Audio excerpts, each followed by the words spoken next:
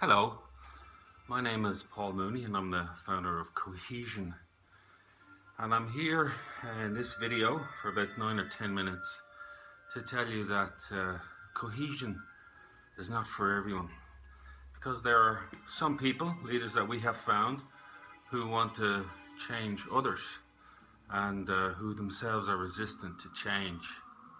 So since I began my own business in 1999, liquidating my own technology company that was valued at over 100 million rand by 3 simultaneous betrayals by business partners, that required me to rehabilitate myself through my own nervous breakdown in 2006 in Dublin, and I've undertaken about a dozen qualifications since then, including 2 doctoral studies.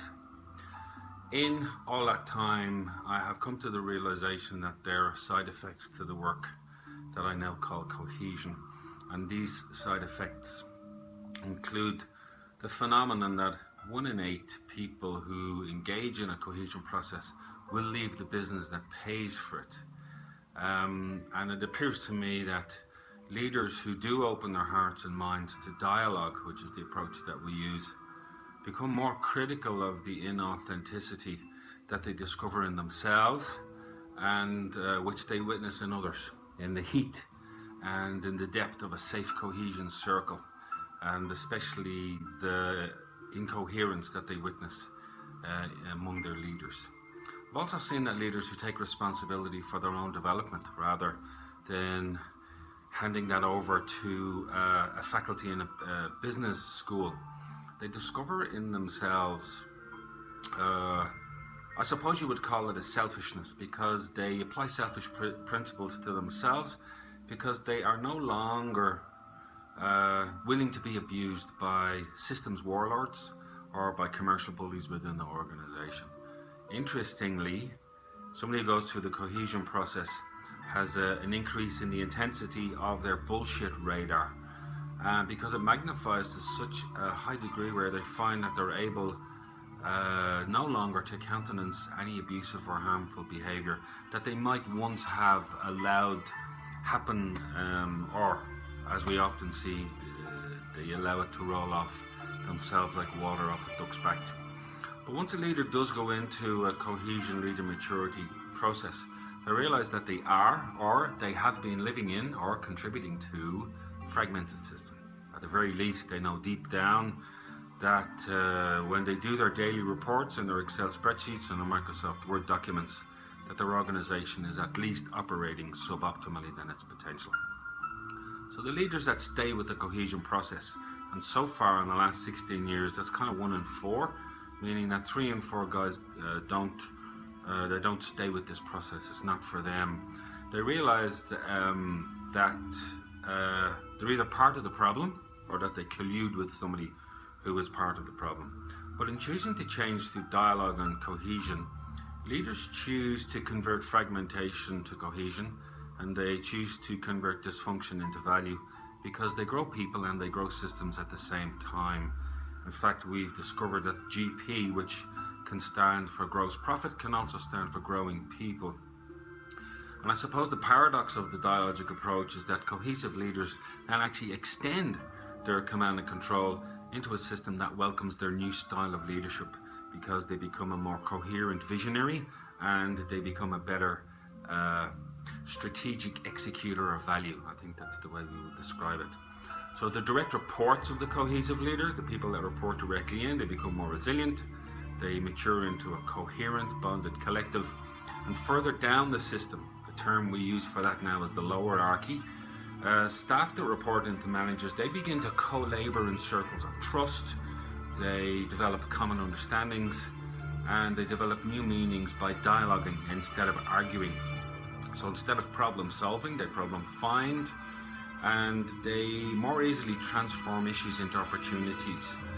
And all this is based around value creation, because they become an action learning culture which continuously self-learns and self-evolves. Leaders develop their own customized and unique ways of creating value, and in this way they actually lead their managers and staff through, I suppose, dialogue and cohesion processes. And as they learn how to more accurately convert human energy into economic output, we see less waste and less harm, and each system transforms in its own particular way with a very simple and integrated process which we call the cohesion process. And that happens horizontally across the hierarchy and vertically into the lower hierarchy. Cohesion dialogue has the effect of dissolving dysfunction between silos, as well as dissolving the negative tension that happens among competing executives. Essentially, a cohesive leader chooses to transform from being a personal leader into being somebody who leads a leadership collective or a collective leadership community. So the cohesion process converts organizational politics into organizational profit, and it changes presenteeism, which is turning up every day, looking like you're busy, but you're not actually contributing anything to the value chain, turns that into organizational value. And we in the cohesion community of business have noticed that for every 10% shift in energy that's recorded in the cohesion dashboard, that there is a 6% economic shift in the system. So that could be at sales, it could be at cost of sales, it could be at fixed assets, it could be at working capital levels.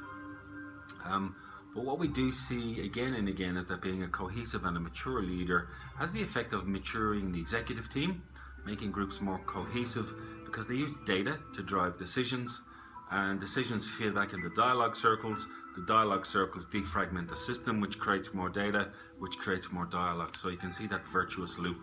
It's almost like a biofeedback system because it's a continuous listener on the dashboard. So this defragmentation happens naturally and without a single change management rollout. That's big, eh? That's big. So once the leader is more coherent, their vision becomes more strategic and executable. This means that business happens not as usual in the theater of endless back-to-back meetings, but in the active and in the dynamic circles of trust that dialogue and problem find as a collective. However, we have found that where leaders insist that personal issues can't be discussed at work, or where there's no time or space for listening, that it's unlikely to become a dialogic system. Equally, where leaders believe and think thoughts that staff ought to do what they're told, or they're not to think for themselves, while at the same time leaders deceive themselves that the command and control system is working perfectly, there's very little space for a cohesion or a dialogic process in a system like that. Now, the thing is that millennials and more conscious staff know that the rules of the game are changing. The gig economy is shifting work patterns, and digital transformation is taking away work that we once considered to be permanent and pensionable. But that leaves a huge opportunity for work that robots and IT systems simply cannot perform, and that is the process about thinking, about the quality of our thinking, and for us that can only happen in circles.